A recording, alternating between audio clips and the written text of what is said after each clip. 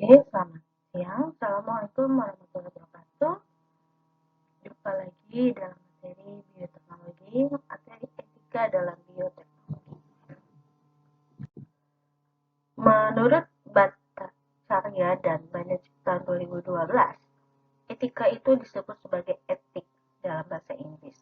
Adalah sebuah disiplin ilmu yang mempelajari aspek moral yang berkaitan dengan tingkah laku, tindakan, serta terkait dengan penyelidikan prinsip-prinsip moral. Maka di etika itu secara tidak langsung merupakan disiplin ilmu yang penyelidikannya berupa prinsip-prinsip moral. Dalam konteks ini, istilah moral mencakup segala hal yang terkait dengan norma dan perilaku manusia di dalam bermasyarakat. Terminologi moral termasuk dalam konsep apa yang dianggap benar dan salah, serta mengenai suatu kebaikan atau keburukan dari karakter manusia itu sendiri.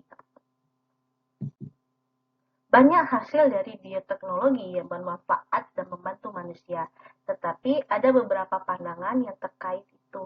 Apakah tindakan atau hasil bioteknologi ini benar atau salah, baik atau tidak? Pandangan ini membuat beberapa hasil bioteknologi menjadi suatu yang kontroversi di kalangan masyarakat. Beberapa contoh hasil bioteknologi yang menimbulkan kontroversi moral di kehidupan seperti in vitro fertilization, kemudian adanya bank sperma, adanya bank ovum, lalu adanya stem cell dan sebagainya. Pandangan masyarakat berkaitan erat dengan moral dan agama. Ini yang membuat kita perlu memahami mengenai etika di dalam bioteknologi, sehingga nanti kita dapat bijak dalam menanggapi perkembangan bioteknologi bagi kehidupan kita. Itulah peranan dari etika bioteknologi. Kita lihat aspek dari beberapa hasil bioteknologi di kehidupan. Salah satunya adalah IV, in vitro fertilization, IVF. Jadi in vitro fertilization di mana seorang perempuan disuntikan hormon yang akan merangsang terjadinya ovulasi, yaitu proses pelepasan ovum dari ovarium. Nah, kemudian sel telur tersebut atau ovum tersebut dikumpulkan dan ditempatkan di dalam sebuah cawan petri. Selanjutnya, sel telur atau ovum tersebut bercampur dengan sperma. Nah, pembuahan ini terjadi di luar tubuh yang menyebabkan pembuahannya berbeda dengan pembuahan secara normal karena pembuahan atau pertemuannya sel sperma dengan ovum terjadi di luar tubuh. Setelah beberapa waktu, hasil pembuahan itu akan dipindahkan ke dalam rahim agar dapat berkembang sampai kelahiran. Jumlah sel telur yang dibuahi bisa mencapai 5 sampai 10 atau lebih. Dan hanya beberapa saja yang dipindahkan ke dalam rahim. Maka sisanya itu ada yang disimpan atau dibukukan atau diberikan kepada orang lain atau digunakan dalam penelitian. Di Inggris atau London ada sebuah kelompok di mana berisi perempuan-perempuan yang bersedia menjadi ibu pengganti. Jadi sel telur dan ovum yang sudah dibuahi tadi ditanamkan ke dalam rahim mereka dan berkembang sampai menjelang kelahiran. Pergolakan ini terjadi atau etika ini terjadi mengenai berkaitan dengan apabila sang ibu pengganti tidak mau memberikan anak yang dikandungnya, padahal dia hanya berperan sebagai ibu pengganti. Dari segi moral, sosial di negara kita, nasabnya seperti apa?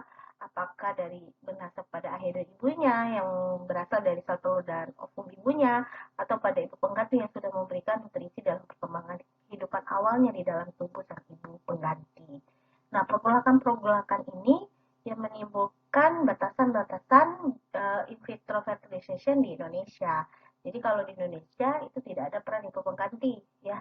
Jadi sel telur dan sperma yang sudah dibuahi membentuk zigot itu ditanam kepada rahim sang istri sampai proses kelahiran agar tidak terjadi pergolakan-pergolakan di dalam dunia masyarakat. Kemudian bioteknologi bank sperma ini masih menjadi hal yang tabu di Indonesia. Bank sperma di Indonesia itu umumnya bank sperma sapi ya, bank sperma sapi dari Australia. Jadi bibit sperma unggul dari Australia itu di freezer atau dibekukan Sesampainya di Indonesia dicairkan kemudian dimasukkan ke dalam tubuh sapi betina untuk mendapatkan keturunan yang memiliki sifat unggul seperti sapi yang di Australia. Jadi bank sperma di sini menjaga kualitas sperma.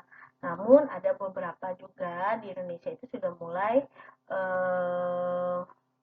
penyimpanan bank sperma ya, yang menjadi moral atau pergolakan itu di beberapa kejadian di negara lain. Ada seorang istri menginginkan hamil lagi, namun suaminya sudah meninggal, tetapi dia mengetahui bahwa suaminya itu menyimpan spermanya di bank sperma. Kemudian terjadilah proses pembuahan dan sang istri itu hamil dan melahirkan, namun sang suaminya sudah meninggal. Nah, pergolakan moral ini tidak bisa diterima di Indonesia ya, karena bagaimanapun sang suami itu sudah meninggal. Yang ketiga, bioteknologi dari rekayasa genetik pada tanaman transgenik.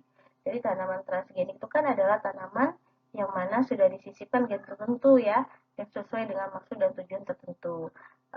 Apabila gen tertentu tersebut pasti memiliki modifikasi genetik yang berbeda dari tanaman aslinya. Nah, apakah tanaman ini akan memiliki potensi yang lebih baik atau setidaknya tidak mengalami penurunan kualitas dari induknya. Jadi tanaman transgenik secara tidak langsung juga akan berdampak pada ekosistem dan biodiversity ya, keanekaragaman. Karena apabila terjadi pembuahan atau penyerbukan secara tidak langsung pada tanaman transgenik, takutnya akan menimbulkan spesies atau jenis baru yang memiliki sifat atau penghasil racun yang akan dapat membunuh serangga, sehingga serangga atau spesies serangga tertentu itu akan mengalami kepunahan. Nah, ini juga yang menjadi berat dari segi tanaman transgenik ya, segi etika moral. Jadi pemecahan-pemecahan permasalahan ini dari segi moral itu biasanya menggunakan istilah bioetika. Karena apa? Karena perkembangan bioteknologi itu sangat pesat ya, sejalan dengan kebutuhan manusia dan kemajuan teknologi. Karena bagaimanapun bioteknologi itu mampu menghadirkan revolusi pada semua aspek kehidupan, baik dari pertanian, peternakan, kemudian farmasi, kedokteran, kesehatan, dan industri, pasti memiliki dampak positif dan negatif. Jadi sebagai orang Indonesia yang dasar adalah Pancasila, jadi sila ke-1 kita adalah ketuhanan yang Maha Esa ya. Jadi kita memiliki keyakinan kepada Tuhan yang Maha Esa. Maka semua yang terjadi, yang dihasilkan itu tidak hanya terjadi spontan, tapi ada keterlibatan dari Tuhan yang Maha Esa. Nah, ini kenapa perlu? Karena agar tujuan dari penerapan bioteknologi itu jelas dan sesuai dengan tujuannya awal, jadi tidak ada penyimpangan-penyimpangan tujuan. Ada beberapa undang-undang terkait etika di dalam bioteknologi di Indonesia. Yang pertama, Undang-Undang Nomor 7 Tahun 96, yang kedua, Peraturan Pemerintah Nomor 29 Tahun 2000, dan ketiga adalah Keputusan Menteri Tahun 2004 yang akan membentuk Komisi Bioetik. Dan yang keempat, itu Undang-Undang Nomor 18 Tahun 2002 tentang Sistem Nasional Pendidikan. Jadi di sini terlihat ada beberapa undang-undang yang coba dicetuskan di negara kita, Indonesia, agar bioteknologi yang berkembang di Indonesia memiliki etika yang sesuai dengan moral, adat istiadat dan kebiasaan kita. Etika di sini memberikan batasan agar bioteknologi itu dimaafkan secara bijak. Selain dari itu, kemajuan bioteknologi tidak hanya untuk memenuhi perkembangan saja, namun kita harus bijak seurgensi atau seperti apa sih hasil bioteknologi itu untuk sekarang dikembangkan, seperti itu. Harus mengetahui dampak kedepannya baik dari segi positif maupun segi negatif, maka etika itu menjadi penting dan utama dalam bersikap dan bertindak. Seperti itu ya, etika di dalam bioteknologi. Demikianlah, Assalamualaikum warahmatullahi wabarakatuh.